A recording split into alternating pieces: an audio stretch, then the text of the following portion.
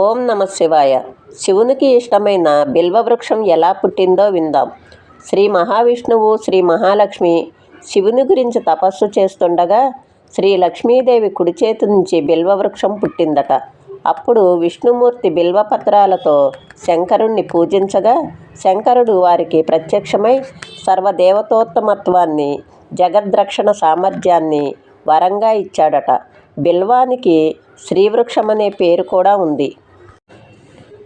ఈ వృక్షాన్ని దేవతలు వైకుంఠంలోనూ, మందర పర్వతం మీద, స్వర్గలోకంలోనూ నాటారట. అలాగే మారేడు చెట్టుకు శ్రీఫలం అనే పేరు కూడా ఉంది. బిల్వవృక్షం శివస్వరూపం అవడం వల్ల ఏకబిల్వమని, త్రినేత్వ స్వరూపం అవడం వల్ల త్రిదళమని, పంచముఖ స్వరూపం అవడం వల్ల పంచదళమని బిల్వపత్రాలకు పేర్లు ఉన్నాయి. ఏ పూట కోసిన పువ్వులను ఆ పూటే పూజకు ఉపయోగించాలి. కానీ బిల్వదళాల విషయంలో ఆ నియమం లేదు. 10 రోజుల క్రిందట కోసిన దళాలు కూడా పూజకు పనికి వస్తాయి. సోమవారం నాడు కోసిన బిల్వపత్రాలను మాత్రం అదే రోజున ఉపయోగించాలి. ఎండిపోయినవైనా, కొన్ని రోజుల క్రిందట కోసినవైనా మిగతా రోజుల్లో బిల్వపత్రాలు పూజకు పనికి వస్తాయని శాస్త్రంలో ఉంది. పురుగులు కొరకని లేతమైన 3 బిల్వదళాలతో శివుని పూజించిన వారు శివ సాయుధ్యం పొందుతారని పురాణాలు చెబుతున్నాయి. నిత్యము శివలింగాన్ని, శ్రీయంత్రాన్ని బిల్వదళాలతో అర్చించిన వారికి సకల పురుషార్థాలు సిద్ధిస్తాయని ఋషివచనం. బిల్వవృక్షానికి భక్తితో ప్రదక్షిణలు చేసి పూజిస్తే సర్వరోగాలు నశిస్తాయని, సర్వదుష్ట గ్రహదోషాలు తొలగిపోతాయని, సంతానం కలుగుతుందని పురాణాలు చెబుతున్నాయి.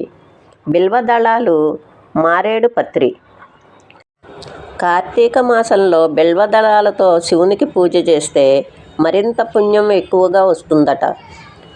శివ పూజకు మారేడు దళముతో పూజ చేసిన వారికి మరుజన్మ ఉండదంటారు. మారేడు దళములు లభించినప్పుడు ఆ చెట్టు కింద కూర్చొని పవిత్రమైన మట్టితో శివుని పూజించినా శ్రేష్టమే అంటారు.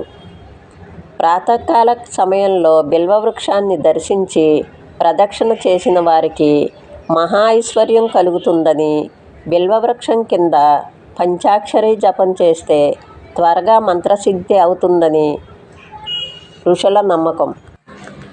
ఈ మారేడు పత్రితో రోజు పూజ చేయకపోయినా కనీసం సోమవారం నాడైనా ఒక పత్రంతో పూజ చేస్తే చాలా పుణ్యం అనే పెద్దల మాట.